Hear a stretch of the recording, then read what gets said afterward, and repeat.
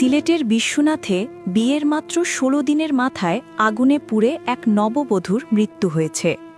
রবিবার বিকেলে উপজেলার খাজাঞ্চি ইউনিয়নের দ্বীপবন্ধু বিলপার গ্রামে এ ঘটনা ঘটে। নিহত নববধূর নাম রেসনা বেগম। তিনি ওই গ্রামের আব্দুল মালিকের স্ত্রী। রেসনার বাবার বাড়ি উপজেলার অলঙ্কারী ইউনিয়নের আলমনগর গ্রামে।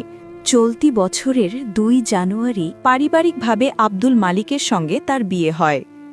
পরিবার ও স্থানীয় সূত্র জানায়, রবিবার সকালে আব্দুল মালিক তার বড় ভাইয়ের অন্তঃসত্ত্বা স্ত্রীকে চিকিৎসার জন্য সিলেট শহরের একটি ক্লিনিকে নিয়ে যান।